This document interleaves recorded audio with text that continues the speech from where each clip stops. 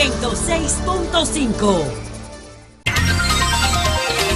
8:44 minutos, José La Luz. Bueno, gracias Julio. Saludos a todos mis compañeros, a la audiencia y a la sociedad en este inicio de semana.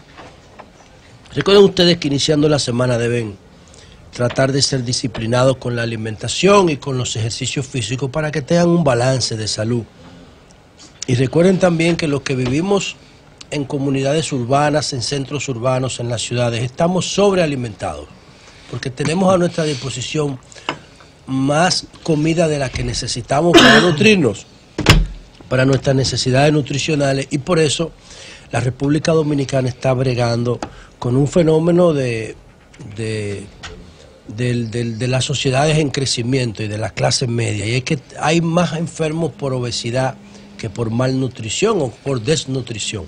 Es un problema serio de las sociedades sedentarias del siglo XXI. Y hay más muertes por enfermedades cardiovasculares que por desnutrición, o por obesidad, por diabetes, por enfermedades renales asociadas a la mala alimentación, que por desnutrición o falta de nutrición. Miren, porque comemos más de lo que necesitamos, no tenemos disciplina y nadie nos orienta de cómo debemos comer, porque en la República Dominicana todavía no existe, en América Latina creo que tampoco existe eso, una política de estado de alimentación. Sería más rentable y más conveniente para nuestras sociedades, en vez de fomentar políticas de dietas, políticas de educación de alimentación. Educación de alimentación. O sea, en vez de tú tener una persona obesa y meterla en un programa para que rebaje, si tú te ahorrarías, y sería mejor si tú desde chiquito lo educas de cómo debe comer. La clave está en las estancias infantiles y en las escuelas públicas y privadas. De hecho, hay colegios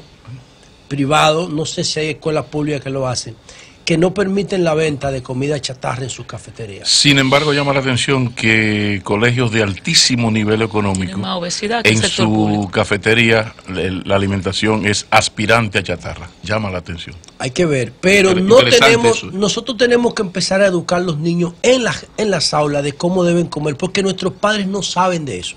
Nuestros padres lo que repiten es lo que aprendieron de sus padres. Y hay una cultura alimentaria sobre la base de la tradición, pero resulta que la sociedad de hace 50 años y la de hoy no es la misma. Si tú te comías un viaje de mangú, de plátano con salami y caminabas 5 kilómetros para llegar a una escuela, entonces en ese tránsito tú quemabas el viaje de mangú, de plátano con salami. Ahora te llevan en un vehículo a la escuela, sobre todo si estás en espacios urbanos. ¿Y qué resulta? Te comes el mismo viaje de mango con salami, pero no lo gastas.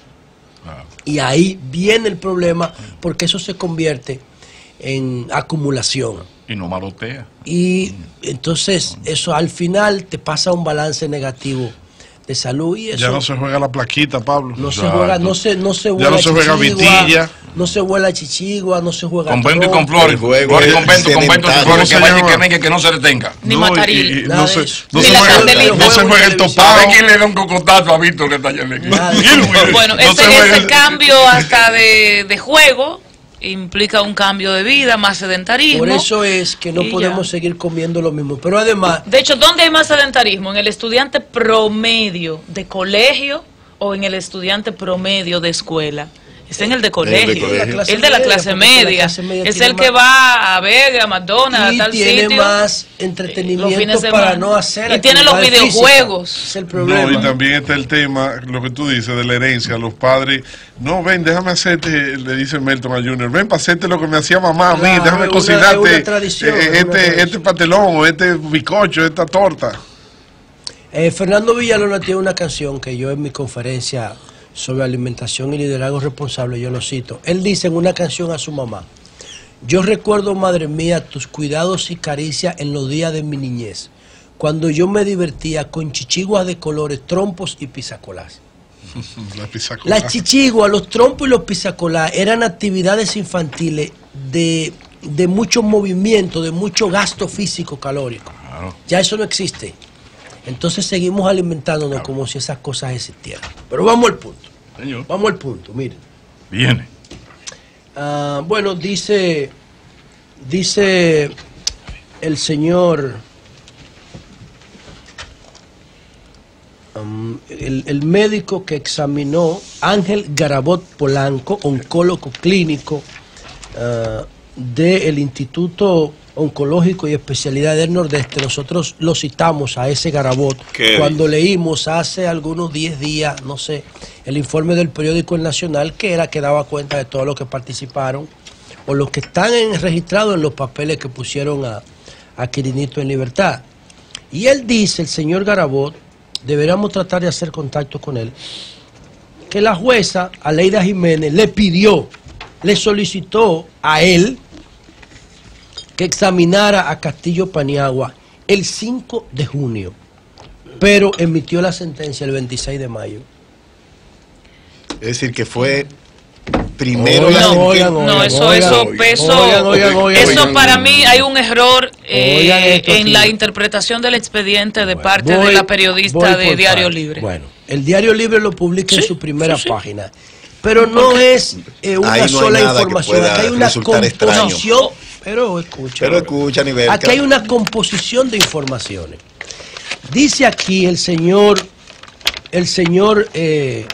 Ángel Garabot Polanco, que a solicitud de la jueza Aleida Jiménez, él examinó a Castillo Paniagua, alias Quirinito, el 5 de junio de este año. Del 2017. Pero la jueza mandó a hacer esa investigación 9 días después de dictar la sentencia que cambiaba el estatuto. No más preguntas, magistrado. No, pero dice. Sí, pero hay una situación. Yo pienso que es un error periodístico, un error, nada sobre la base de la interpretación del expediente. ¿Qué es lo que pasa? Hay un certificado del doctor Garabot que dice que lo examinó sobre la base de la sentencia de la jueza. Pero esa sentencia no es la final, no es la que finalmente lo mandó para su casa, sino que hubo una sentencia incidental, dirían los abogados, que fue el que ordenó el traslado inicialmente. Pero además, y mira, Garabot, exacto, porque hubo 2 sentencias respecto al caso, pero además fueron previas a ese análisis. Sí, pero es que primero, el 22 de mayo, Garabot, oncólogo, da un primer informe que dice que tiene cáncer y todo lo demás. Ahora, sobre la base de ese informe es que la jueza dicta sentencia el 16 de junio. Pero es sobre la base de un informe que ya Garabot había emitido. Ahora, cuando la jueza emite la sentencia el 16, a su vez ordena otro informe, otro experticio, que es el que finalmente se emite en julio. Sí. Yo pienso que de ahí viene la confusión. Puede ser que él se esté curando en salud, dice aquí. Porque él emitió 2 informes. Pero entonces no es un error de Diario Libre, porque es el mismo Diario Libre que dice, Jiménez Acosta establece, esa es la jueza, establece en sus motivaciones, la número 10 específicamente, que luego de valorar los reportes médicos dados por los especialistas, de manera especial, certificado médico del doctor Ángel Garabot Polanco, procede a modificar provisionalmente el régimen de la ejecución de la pena a prisión domiciliaria. Habría que ver cuáles de esos informes, porque no cita cuál, específicamente no cita cuál. Dice aquí, Garabot Polanco, cuyo diagnóstico figura en los elementos de prueba que fundamentan la solicitud de cambio de régimen hecha por el abogado Dawerquis Medrano Martínez, que se conoció el 23 de mayo, o sea, estamos hablando de 13 días antes del informe, del estudio, y cuyo fallo fue reservado y emitido el 26. El 26 refirió al paciente al Centro de Radioterapia del Instituto Oncológico Regional del Cibao para que pudiera recibir tratamiento con la doctora Nelly Cruz Ventura, supervisado por el doctor César Núñez Rojas. El médico internista y especialista en oncología Núñez Rojas fue quien el 31 de marzo diagnosticó el condenado a 20 años de prisión por el asesinato del español Adolfo Justo Cervantes Arellano. No son 2 sentencias, fue que se reservó y se leyó después. ¿Tú sabes quién es Garabot? Ahí hay un José. No, yo simplemente lo leí. No, te digo porque Garabot Yo no he podido hablar con él de manera directa porque él ha dicho que como el caso está en investigación, él prefiere no conversar con periodistas. Pero, ahora, ese Garabot Polanco, es el hijo del doctor Garabot, que en San Francisco se le dice el viejo Garabot, que es el director regional de salud en San Francisco de Macorís.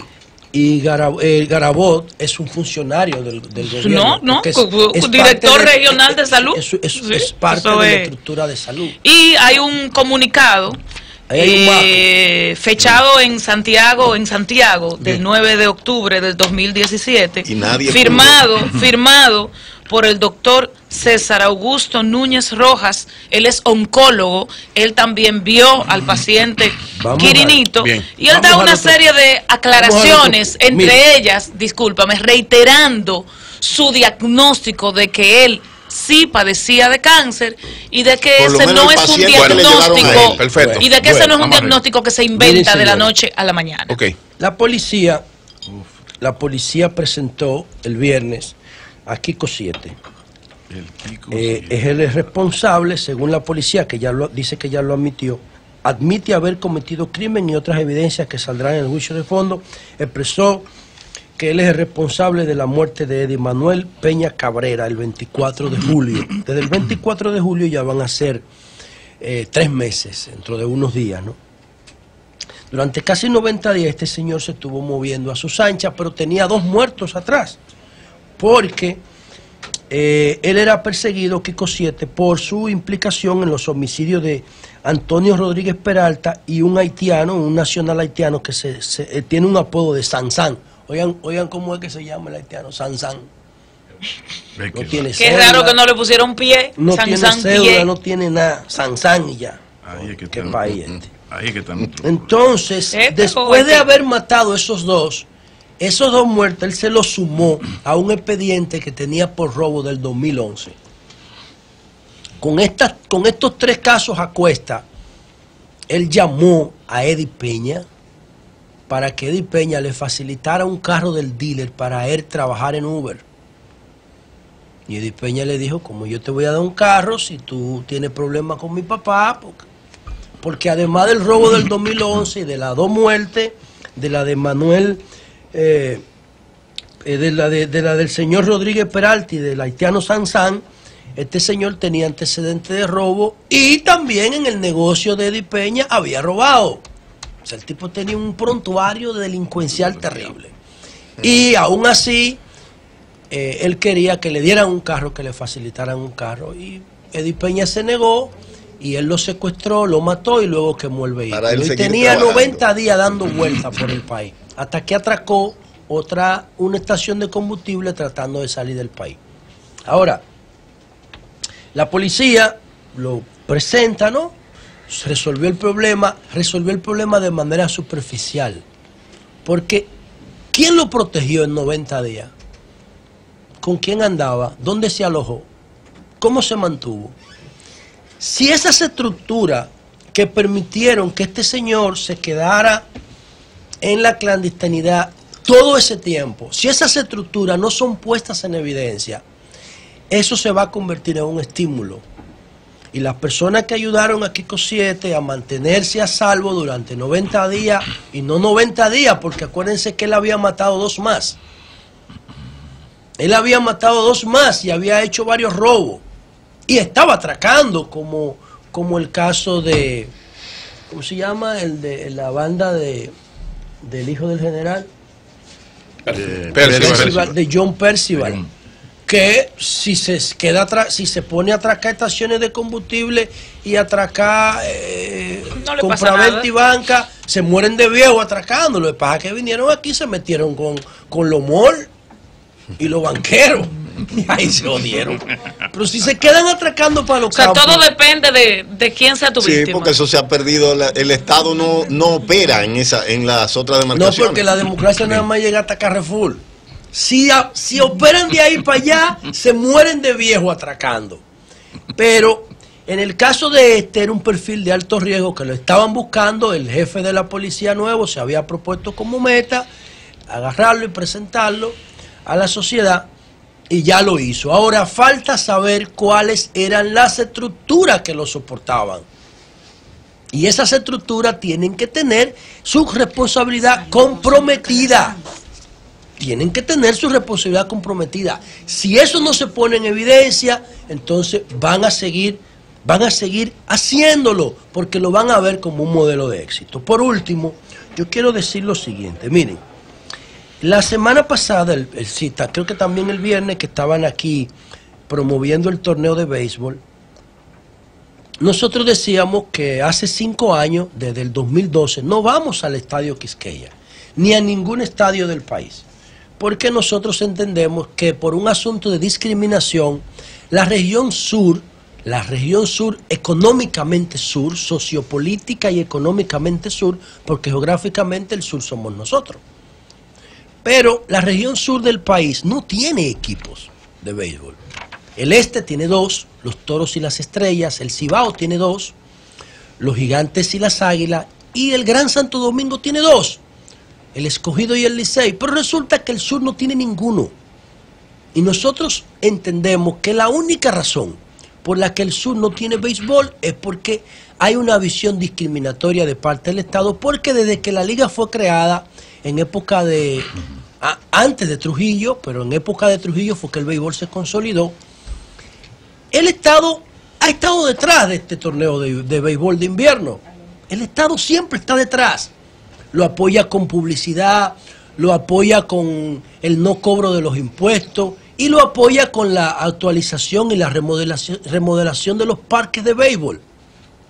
Entonces yo digo, ese paquete de incentivo que se le ha dado por 8.000 años a estos equipos tradicionales pudiera concentrarse ahora en el sur, para que el sur tenga 1 o tenga 2 equipos. Pienso que eso es viable, pero hay que frenar, hay que enfrentar muchas resistencias que se van a oponer a esto. Hay muchos argumentos en contra, hay otros a favor, y yo quiero leer la parte principal de una resolución que no sé si mi oficina la sometió o si la van a someter hoy o mañana, que nosotros escribimos para que el presidente de la República atienda este caso. Pero ¿qué es lo que ponemos de relieve? Que se realice un estudio de factibilidad para determinar la viabilidad del proyecto. Eso es lo importante, que el gobierno realice un estudio para saber si es viable el béisbol en el sur, el béisbol de invierno, o hasta dónde es viable. Y vamos a leer el encabezado y algunos considerando de esta resolución. Dice así: Cámara de Diputados de República Dominicana. Proyecto de resolución de la Cámara de Diputados mediante el cual se solicita al señor presidente de la República, al licenciado Danilo Medina, ordenar la realización de un estudio de investigación que determine la viabilidad económica, social y cultural de la creación de un nuevo equipo o club de béisbol profesional en la región sur del país para ser incorporado al torneo profesional de béisbol de invierno, considerando primero que la Constitución de la República en su artículo 39 establece el derecho a la igualdad, citando en su inciso 3 que el Estado debe promover las condiciones jurídicas y administrativas para que la igualdad sea real y efectiva, y que adoptará medidas para prevenir y combatir la discriminación, marginalidad, vulnerabilidad y las exclusiones.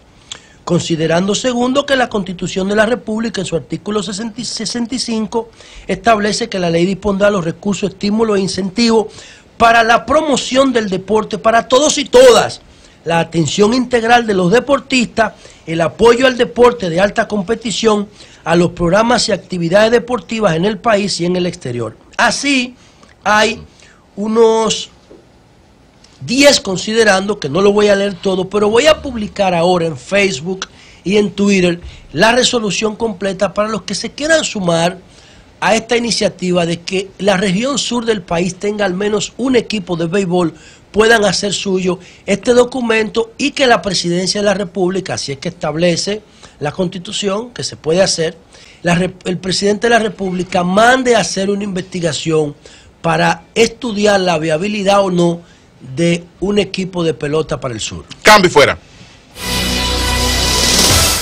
El sol de la mañana.